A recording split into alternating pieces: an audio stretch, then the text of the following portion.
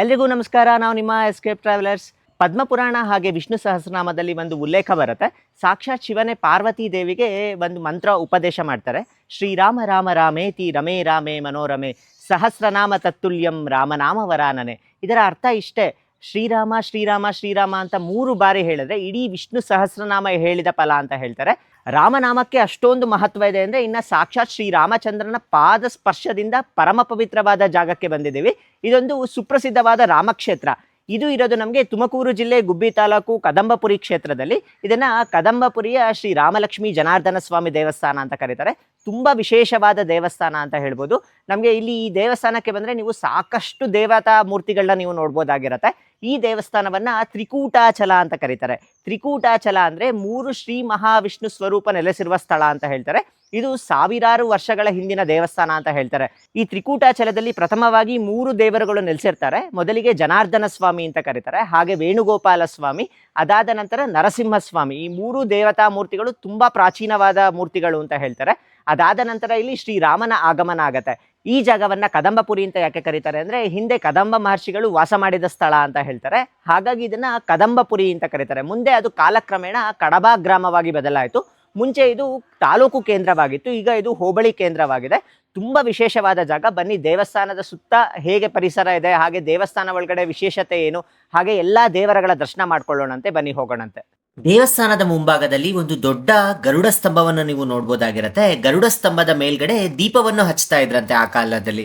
ಇಲ್ಲಿ ಯಾಕೆ ದೀಪವನ್ನು ಹಚ್ತಾ ಇದ್ರು ಅಂದ್ರೆ, ಯಾರಾದ್ರೂ ದಾರಿನಲ್ಲಿ ಹೋಗುವಾಗ ಅವ್ರಿಗೇನಾದ್ರೂ ತಂಗಲು ಆಶ್ರಯ ಬೇಕು ಅಂದ್ರೆ ಈ ದೇವಸ್ಥಾನಕ್ಕೆ ಬಂದಿರ್ತಿದ್ರಂತೆ. ಅಷ್ಟು ವಿಶೇಷವಾದ ಗರುಡ ಸ್ತಂಭ ಅಂತ ಹೇಳ್ಬೋದು. ಇನ್ನು ವಿದ್ಯಾರ್ಥಿಗಳು ಈ ಗರುಡ ಸ್ತಂಭಕ್ಕೆ ಪ್ರದಕ್ಷಿಣೆ ಹಾಕಿದ್ರೆ ಅವ್ರಿಗೆ ವಿದ್ಯಾರ್ಜನೆ ಚೆನ್ನಾಗಿ ಆಗತ್ತೆ ಅನ್ನೋ ಒಂದು ನಂಬಿಕೆ ಇದೆ. ಇನ್ನು ಗರುಡ ಗಂಬಕ್ಕೆ ಎದುರಾಗಿ ನೋಡಿದರೆ ಒಂದು ದೊಡ್ಡದಾದ ರಾಜಗೋಪುರ ಇದೆ. ಈ ದೇವಸ್ಥಾನ ದ್ರಾವಿಡ ವಾಸ್ತುಶಿಲ್ಪ ಶೈಲಿಯಲ್ಲಿದೆ ಅಂತ ಹೇಳ್ಬೋದು. ಗೋಪುರದ ಮೇಲೆ ಶ್ರೀಕೃಷ್ಣ, ಶ್ರೀರಾಮ ಹಾಗೆ ದಶಾವತಾರದ ಸುಂದರ ಮೂರ್ತಿಗಳನ್ನ ನೋಡ್ಬೋದಾಗಿರತ್ತೆ. ಈ ಗೋಪುರವನ್ನು ನೋಡ್ಕೊಂಡು ನಾವೀಗ ಒಳಗಡೆ ಹೋಗೋಣಂತೆ. ಬನ್ನಿ.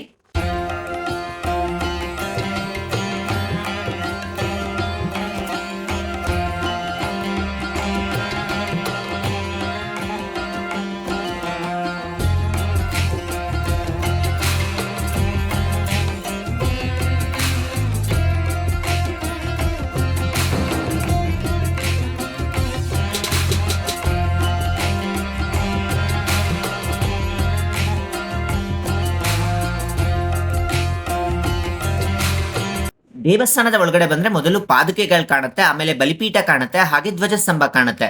ಸದ್ಯದಲ್ಲೇ ರಥೋತ್ಸವ ಇರೋ ಕಾರಣ ಗರುಡ ಧ್ವಜವನ್ನ ಆರೋಹಣ ಮಾಡಿದ್ದಾರೆ. ಹಾಗೆ ಇಲ್ಲಿ ವಿಶೇಷವಾದ ಪ್ರಾಂಗಣ ಇದೆ ಮತ್ತು ಕಲ್ಯಾಣೋತ್ಸವ ಮಂಟಪ ಇದೆ. ಈ ಕಲ್ಯಾಣೋತ್ಸವ ಮಂಟಪದಲ್ಲಿ ಸೀತಾರಾಮರ ಕಲ್ಯಾಣೋತ್ಸವ ಹಾಗೆ ಶ್ರೀದೇವಿ ಭೂದೇವಿ ಸಮೇತ ಜನಾರ್ದನ ಸ್ವಾಮಿ ಕಲ್ಯಾಣೋತ್ಸವಗಳು ಅತ್ಯಂತ ವಿಜೃಂಭಣೆಯಿಂದ ನೆರವೇರುತ್ತೆ. ನೀವೇನಾದ್ರೂ ಈ ದೇವಸ್ಥಾನದಲ್ಲಿ ಕಲ್ಯಾಣೋತ್ಸವ ಅಥವಾ ದೇವರಿಗೆ ಅಭಿಷೇಕ ಹಾಗೆ ಇತರೆ ಪೂಜಾ ಕೈಂಕರ್ಯಗಳಲ್ಲಿ ಪ್ರತ್ಯಕ್ಷವಾಗಿ ಅಥವಾ ಪರೋಕ್ಷವಾಗಿ ಭಾಗವಹಿಸಬೇಕು ಅಂದ್ರೆ ಈ ದೇವಸ್ಥಾನದ ಪ್ರಧಾನ ಅರ್ಚಕರ ಫೋನ್ ನಂಬರ್ನ ನಾನು ಡಿಸ್ಕ್ರಿಪ್ಷನ್ ಬಾಕ್ಸ್ ನಲ್ಲಿ ಕೊಟ್ಟಿರ್ತೀನಿ. ನೀವು ಯಾವ ಸೇವೆ ಬೇಕೋ ಬಂದು ಇಲ್ಲಿ ದೇವಸ್ಥಾನದಲ್ಲಿ ಮಾಡಿಸ್ಬೋದಾಗಿರತ್ತೆ.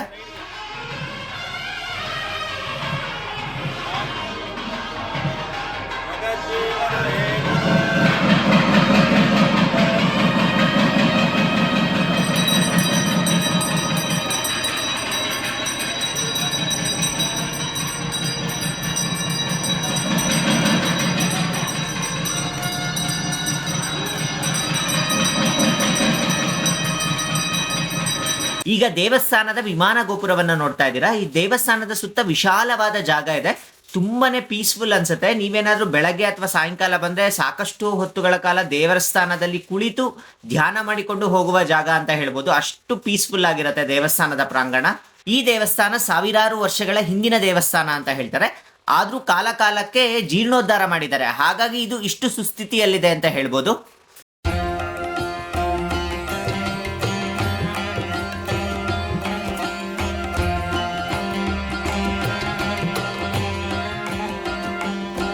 ಹಾಗೆ ಮುಂದೆ ಬಂದ್ರೆ ನಮಗೆ ದೇವಸ್ಥಾನದ ಯಾಗಶಾಲೆ ಕಾಣುತ್ತೆ. ಈ ಯಾಗಶಾಲೆನಲ್ಲಿ ಪ್ರತಿನಿತ್ಯ ಹೋಮ ಹವನಗಳು ನೆರವೇರ್ತಾ ಇರುತ್ತೆ.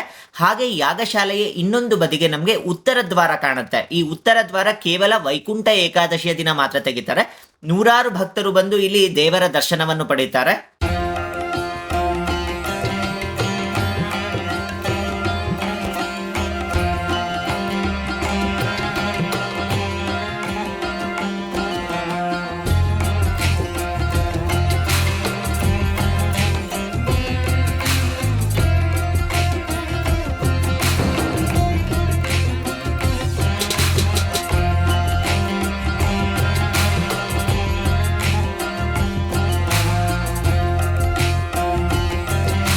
ಈಗ ದೇವಸ್ಥಾನದ ಒಳಗಡೆ ಹೋಗೋಣಂತೆ. ದೇವಸ್ಥಾನಕ್ಕೆ ಒಳಗೆ ಹೋಗೋಕ್ಕಿಂತ ಮುಂಚೆ ನಾವು ದೇವಸ್ಥಾನದ ದ್ವಾರದಲ್ಲಿ ದ್ವಾರಪಾಲಕರನ್ನ ನೋಡ್ಬೋದಾಗಿರುತ್ತೆ.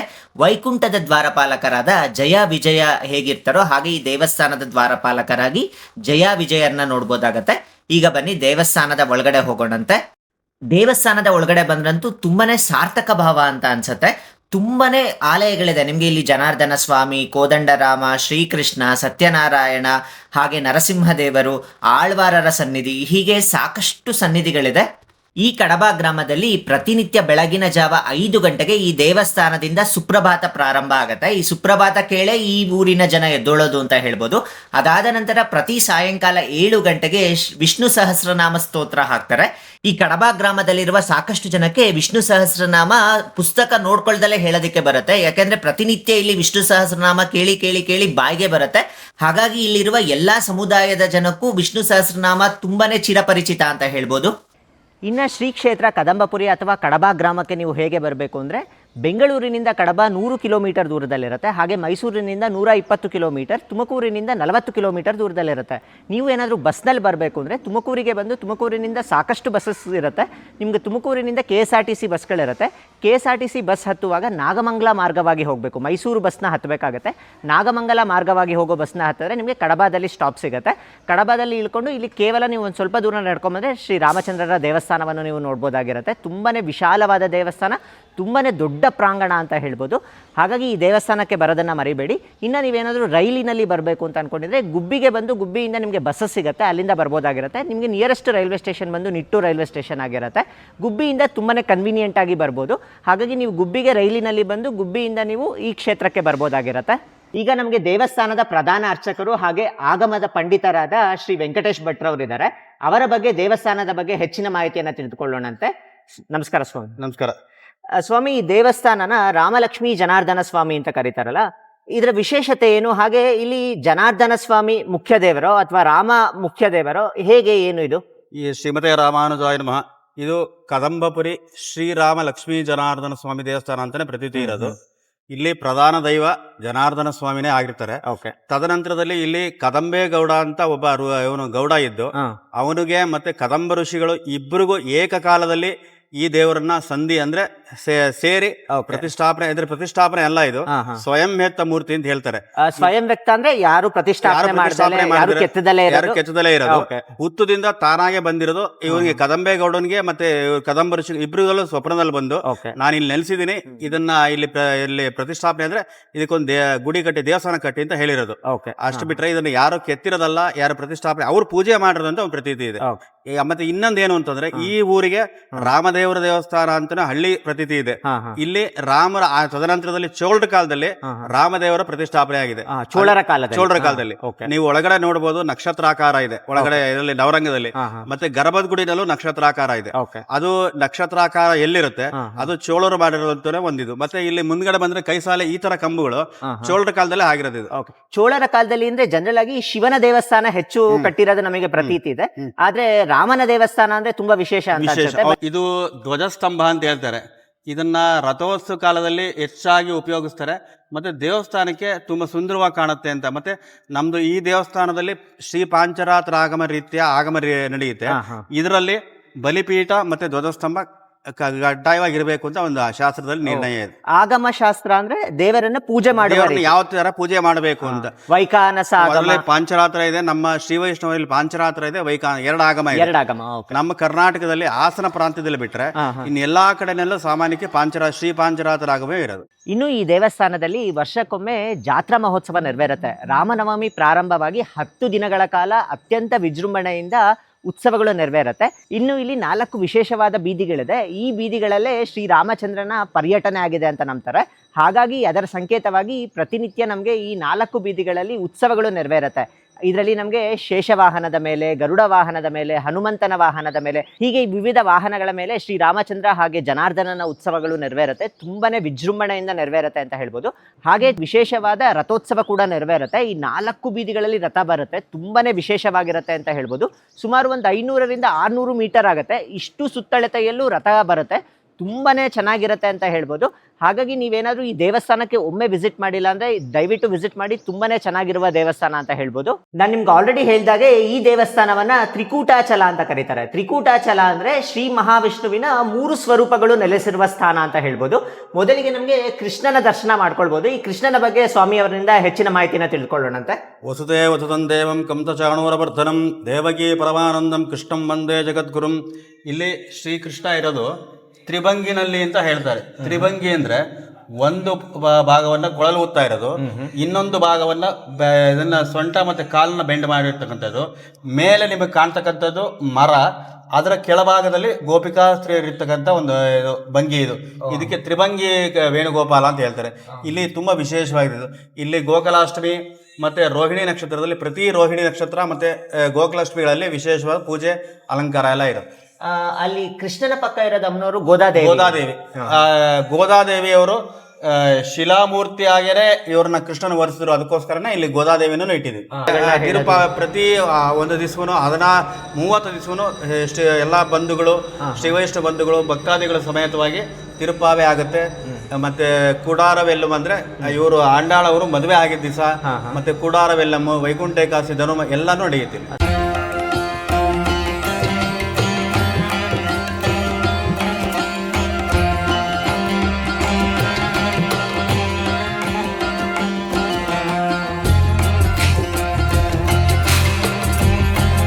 ಗೋಪಾಲಕೃಷ್ಣ ಸ್ವಾಮಿ ದರ್ಶನ ಆದ ನಂತರ ಮುಂದೆ ನಾವು ಸತ್ಯನಾರಾಯಣ ದರ್ಶನ ಮಾಡ್ಕೊಳ್ಬಹುದು. ಇವರ ಬಗ್ಗೆ ಮಾಹಿತಿಯನ್ನು ತಿಳ್ಕೊಳ್ಳೋಣ. ಇದು ಸತ್ಯನಾರಾಯಣ ಸ್ವಾಮಿ. ನಾರಾಯಣಾಯ ವಿದ್ಮಹೇ ವಾಸುದೇವಾಯ ಧೀಮಹಿ ತನ್ನೋ ಸತ್ಯನಾರಾಯಣ ಪ್ರಚೋದಯಾತ್. ಈ ಸತ್ಯನಾರಾಯಣ ವಿಶೇಷ ಅಂದರೆ ಕೆಲವರ ಜಾತಕದಲ್ಲಿ ಮಹಂದಿ ದೋಷ ಅಂತಿರುತ್ತೆ.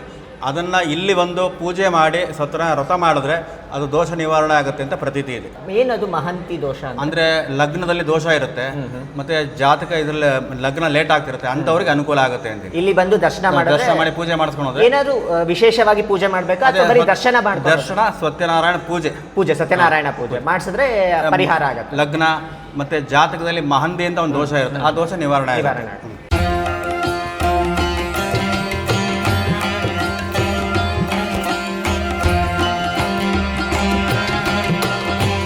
ಈಗ ದೇವಸ್ಥಾನದ ಪ್ರಧಾನ ದೈವವಾದ ಜನಾರ್ದನ ಸ್ವಾಮಿ ಹತ್ರ ಬಂದಿದ್ದೀವಿ. ವಿಗ್ರಹ ನೋಡೋದಕ್ಕೆ 2 ಕಣ್ಗಳು ಸಾಲದು, ಅಷ್ಟು ಅದ್ಭುತವಾದ ಕೆತ್ತನೆ ಅಂತ ಹೇಳ್ಬೋದು. ನೋಡ್ತಾ ಇರೋ ದೇವ್ರನ್ನ ನೋಡ್ತಾನೆ ಇರಬೇಕು ಅಂತ ಅನ್ಸುತ್ತೆ, ಅಷ್ಟು ಚೆನ್ನಾಗಿ ಅಲಂಕಾರ ಕೂಡ ಮಾಡಿದ್ದಾರೆ. ಈಗ ಜನಾರ್ದನ ಸ್ವಾಮಿ ಇಲ್ಲಿ ಹೇಗೆ ಬಂದು ನೆಲೆಸಿದ್ದಾರೆ ಅನ್ನೋ ಸಂಪೂರ್ಣ ಮಾಹಿತಿಯನ್ನು ಕೇಳೋಣಂತೆ. ಜನಾರ್ದನಾಯ ರಾಮಾಯ ಭೂಯೋ ಲಕ್ಷ್ಮಣಮೂರ್ತಯೇ ಕದಂಬ ಪರಿವಾಸಾಯ ಶ್ರೀಕರಾಯಾಸ್ತು ಮಂಗಳಂ. ನಾನು ಆವಾಗಲೇ ಹೇಳಿದಾಗೆ ಜನಾರ್ದನಾಯ ರಾಮಾಯ ಅಂದರೆ ಜನಾರ್ದನ ರಾಮ ಇಬ್ಬರು ಒಟ್ಟಿಗೆ ನೆಲೆಸಿದ್ದಾರೆ ಅಂತ ಒಂದು ಪ್ರತೀತಿ ಇದೆ.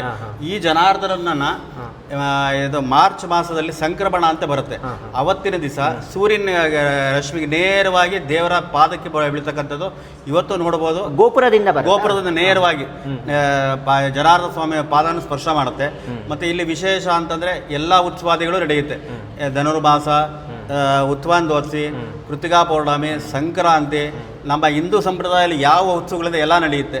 ಮತ್ತೆ ಇಲ್ಲಿ ಚೈತ್ರ ಶುದ್ಧ ಉತ್ತರ ನಕ್ಷತ್ರದಲ್ಲಿ ಬ್ರಹ್ಮರಥೋತ್ಸವ ಆಗುತ್ತೆ. ಇಲ್ಲಿ ತ್ರಯೋದಶಿ ಇಲ್ಲ, ನಕ್ಷತ್ರದ ಪ್ರಕಾರ ಉತ್ತರ ನಕ್ಷತ್ರಕ್ಕೆ ತೇರಾಗುತ್ತೆ. ಚಿತ್ತಾ ನಕ್ಷತ್ರದಲ್ಲಿ ತೀರ್ಥಸ್ಥಾನ ಅಂತಾಗುತ್ತೆ. ನಮ್ಮ ಆಗಮ ರೀತಿನಲ್ಲಿ ನಾವು ತೀರ್ಥಸ್ಥಾನಕ್ಕೆ ಮುಖ್ಯ ಪ್ರಾಧಾನ್ಯತೆ ಕೊಡೋದ್ರಿಂದ ಈ ದೇವರ ನಕ್ಷತ್ರವು ಚಿತ್ತಾ ನಕ್ಷತ್ರವಾಗಿರೋದ್ರಿಂದ ಚಿತ್ತಾ ನಕ್ಷತ್ರಕ್ಕೆ ನಾವಿಲ್ಲಿ ಲಗ್ನ ಇಟ್ಕೊಂತೀವಿ.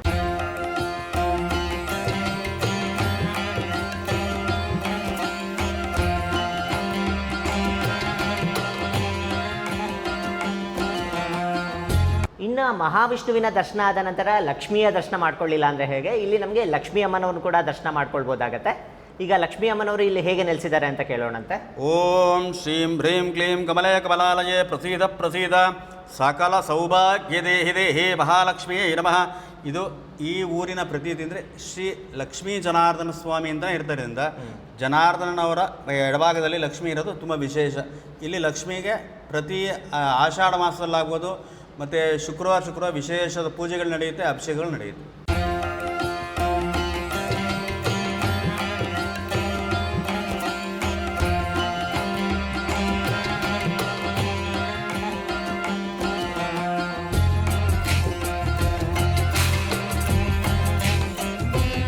ಲಕ್ಷ್ಮೀ ಅಮ್ಮನವರ ದರ್ಶನ ಮಾಡಿಕೊಂಡ ನಂತರ ನಮಗೆ ಸುಂದರವಾದ ನರಸಿಂಹನ ವಿಗ್ರಹ ನೋಡ್ಬೋದಾಗಿರುತ್ತೆ.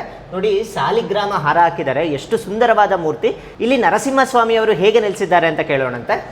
ಉಗ್ರಂ ವೀರಂ ಮಹಾವಿಷ್ಣುಂ ಜ್ವಲಂತಂ ಧರ್ಮತೋಮುಖಂ ನೃಸಿಂಹಂ ಭೀಷಣಂ ಭದ್ರಂ ಮೃತ್ಯುರ್ನಮಾಮ್ಯಹಂ. ಓಂ ನಮೋ ಭಗವತೆ ನರಸಿಂಹಾಯ ಹಿರಣ್ಯಕಶಿಪ ವಕ್ಷಸ್ಥಳ ವಿಧಾರಣಾಯ ತ್ರಿಭುವನ ವ್ಯಾಪಕಾಯ ಭೂತ ಪ್ರೇತ ಪಿಶಾಚಿನಿ ಡಾಕಿನಿ ಕೀಲೋನ್ಮೂಲನಾಯ ಸ್ತಂಭೋದ್ಭವಾಯ ಸಮಸ್ತ ದೋಷಾನ್ ಹನ ಹನ ಸರಸರ ಚಲಚಲ ಗಂಬ ಗಂಬ ಕಂಠಃ ರುದ್ರಜಾಪಿತಾಯ ನರಸಿಂಹಾಯ ನಮಃ.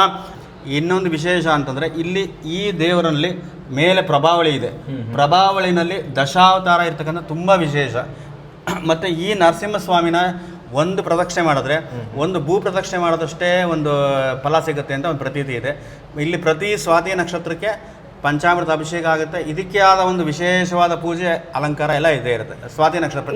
ಒಂದು ಕೇಳ್ಪಟ್ಟೆ, ಇಲ್ಲಿ ಹರ್ಷಣದ ನೀರನ್ನ ಸ್ವಾಮಿಯವರಿಗೆ ಅಭಿಷೇಕ ಮಾಡಿ ಅದನ್ನ ಭಕ್ತರಿಗೆ ಹಾಕಿದ್ರೆ ಏನೋ ಫಲ ಸಿಗುತ್ತೆ. ಹೌದು, ಇಲ್ಲಿ ವಿಶೇಷವಾಗಿ ದೇವಸ್ಥಾನ ಅಭಿಷೇಕ ಆದ ನೀರನ್ನ ಶುದ್ಧೋದಕವನ್ನ ಪ್ರೋಕ್ಷಣೆ ಮಾಡ್ಕೊಂಡ್ರೆ ಭಯ ಬೀಳೋದು, ಏನೋ ತೊಂದರೆ ಇರೋದು ಆ ಥರದ್ದೆಲ್ಲ ಆದವ್ರಿಗೆ ಅಭಿಷೇಕದ ನೀರನ್ನ ಅವರು ಪ್ರೋಕ್ಷಣೆ ಮಾಡ್ಕೊಂಡು ಇಲ್ಲ ಪೂರ್ತಿ ಅಭಿಷೇಕ ಮಾಡ್ಕೊಂಡ್ರೆ ಏನು ತೊಂದರೆ ಇದ್ರೂ ನಿವಾರಣೆ ಆಗುತ್ತೆ ಅಂತ ಪ್ರತೀತಿ ಮೊದಲಿಂದ ನಡ್ಕೊಂಡ್ ಬರ್ತಿದೆ. ಈಗಲೂ ಹಂಗೆ ಹಂಗೆ ನಡೀತಾ ಇದೆ. ಈಗ ಪ್ರತಿ ಸ್ವಾತಿ ನಕ್ಷತ್ರದಲ್ಲೂ ನೀರು ಹಾಕಿಸ್ಕೊಂಡು ಹೋಗ್ತಕ್ಕಂಥದ್ದು ಒಂದು ವಾಡಿಕೆ ಪ್ರತೀತಿ ಇದೆ.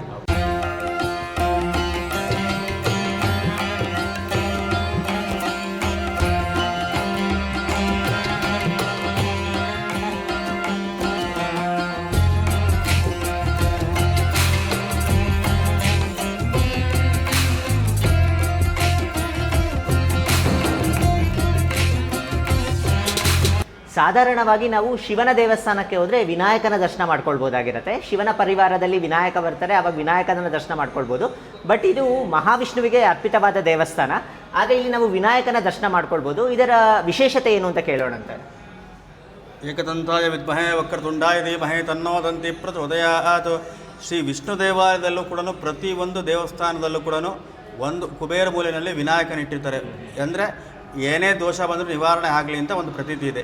ಇಲ್ಲೂ ಕೂಡ ಈಗ ಹೊಸದಾಗಿ ನಿರ್ಮಾಣ ಮಾಡಿರ್ತಕ್ಕಂಥದ್ದಲ್ಲ, ಈ ವಿನಾಯಕನ ಗೋಡೆಯ ಒಳಭಾಗದಿಂದನೇ ಬಂದಿರತಕ್ಕಂಥದ್ದು. ಇದು ಯಾರು ಹೊಸದಾಗಿ ತಂದಿರ್ತಕ್ಕಂಥದ್ದಲ್ಲ, ನೀವು ನೋಡ್ಬೋದು. ಇಲ್ಲಿ ಸುಮ್ಮನೆ ಈಗ ಸಂಕಷ್ಟ ಮಾಡೋದಕ್ಕೆ ಅದಕ್ಕೆ ಅಂತಲ್ಲ, ದೇವಸ್ಥಾನ ಮಾಡಿದಾಗ್ಲಿಂದನೂ ಇದನ್ನು ಮಾಡ್ತಕ್ಕಂಥದ್ದು.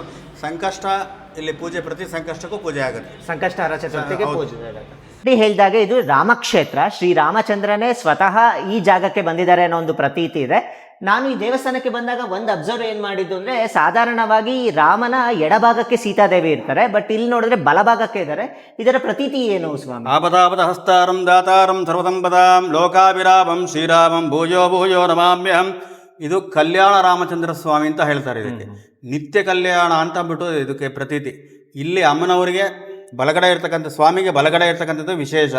ಇಲ್ಲಿ ಕಲ್ಯಾಣೋತ್ಸವ ಆದಾಗ ಕಂಕಣವನ್ನು ಕಟ್ಟಿಸ್ಕೊಂಡು ಹೋದ್ರೆ ಮದುವೆ ಆಗದೇ ಇರ್ತಂಥ ವರ ಆಗ್ಬೋದು, ವಧು ಆಗ್ಬೋದು, ತಕ್ಷಣದಲ್ಲಿ ಬೇಗನೆ ಅತಿ ವೇಗವಾಗಿ ಮದುವೆ ಆಗುತ್ತೆ ಅಂತ ಒಂದು ಪ್ರತೀತಿ ಇದೆ.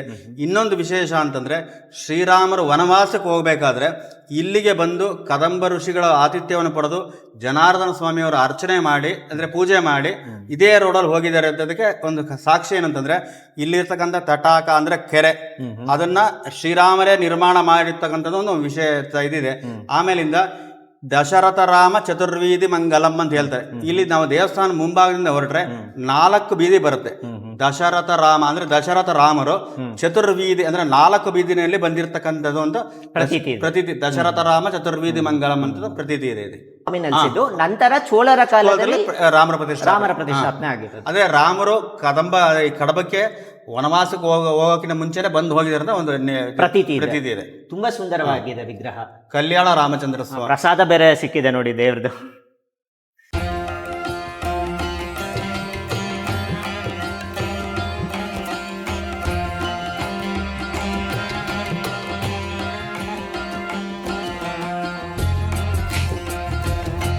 ಮುಂದೆ ಶ್ರೀ ರಾಮಚಂದ್ರರ ದರ್ಶನ ಆದ ನಂತರ ಹಾಗೆ ಮುಂದೆ ಬಂದರೆ ನಮಗೆ ಶ್ರೀ ವೈಷ್ಣವ ಪರಂಪರೆಯ ಆಳ್ವಾರ್ಗಳ ದರ್ಶನ ಮಾಡ್ಕೊಳ್ಬೋದು. ಇಲ್ಲಿ ರಾಮಾನುಜಾಚಾರ್ಯರ ವಿಗ್ರಹಗಳಿದೆ, ಹಾಗೆ ವೇದಾಂತ ದೇಶಿಕರ ವಿಗ್ರಹಗಳಿದೆ. ಇದರ ಬಗ್ಗೆ ಮಾಹಿತಿಯನ್ನು ತಿಳ್ಕೊಳ್ಳೋಣ ಅಂತ. ರಾಮಾನುಜದೇವಾತ್ರಂ ಜ್ಞಾನ ವೈರಾಗ್ಯಭೂಷಣಂ ಶ್ರೀಮದ್ವೇಂಕಟನಾಥಾರ್ಯಂ ವಂದೇ ವೇದಾಂತ ದೇಶಿಕಂ ಲಕ್ಷ್ಮೀನಾಥ ಸಮಾರಂಭ ಮಾತೆಯ ಅಸ್ಮದಾಚಾರ್ಯ ಪರ್ಯಂತ ವಂದೇ ಗುರುಪರಂಪರ. ಶ್ರೀ ವೈಷ್ಣವರ ಪದ್ಧತಿನಲ್ಲಿ ಆಳ್ವಾರ್ ಆಚಾರ್ಯರುಗಳು ಅಂತ ಬರ್ತಾರೆ. ನಮ್ಮ ಹಿರಿಯರು ಮತ್ತು ನಮಗೆ ಶ್ರೀ ವೈಷ್ಣವ ಪದ್ಧತಿಯನ್ನು ಹೇಳಿಕೊಟ್ಟಂಥವ್ರು.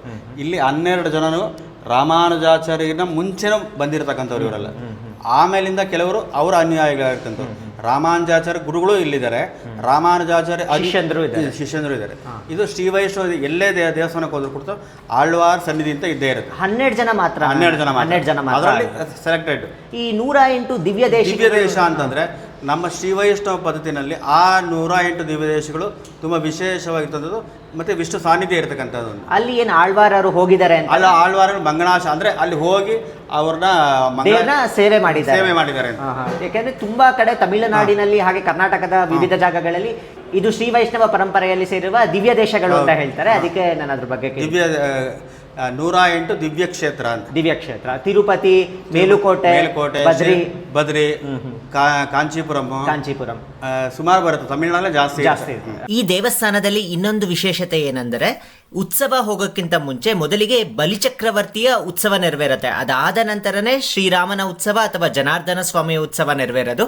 ಅದೊಂದು ಇಲ್ಲಿ ಪ್ರತ್ಯೇಕತೆ ಅಂತ ಹೇಳ್ಬೋದು. ನಿಮಗೆ ಬಲಿಚಕ್ರವರ್ತಿಯ ಮೂರ್ತಿಯನ್ನು ನೀವು ನೋಡ್ತಾ ಇದ್ದೀರಲ್ಲ, ಈ ಬಲಿಚಕ್ರವರ್ತಿಯ ಮೂರ್ತಿಯ ಉತ್ಸವ ನಡೆದ ನಂತರವೇ ಶ್ರೀರಾಮನ ಉತ್ಸವ ನೆರವೇರೋದು.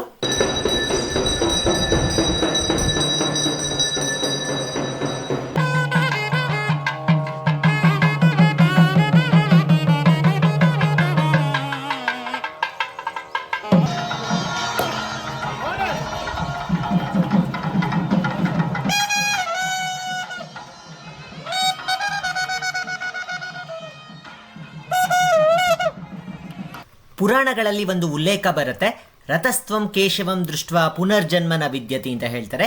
ಯಾರು ರಥದಲ್ಲಿರುವ ಶ್ರೀ ಮಹಾವಿಷ್ಣುವಿನ ದರ್ಶನ ಮಾಡ್ಕೊಳ್ತಾರೋ ಅವರಿಗೆ ಜನನ ಮತ್ತು ಮರಣಗಳ ಚಕ್ರದಿಂದ ಹೊರಗಡೆ ಬರ್ಬೋದು ಅಂತ ಹೇಳ್ತಾರೆ. ಅದರಂತೆ ನಾವು ಇಲ್ಲಿ 2 ವಿಷ್ಣು ಸ್ವರೂಪಗಳ ದರ್ಶನ ಮಾಡ್ಕೊಳ್ಬೋದಾಗತ್ತೆ.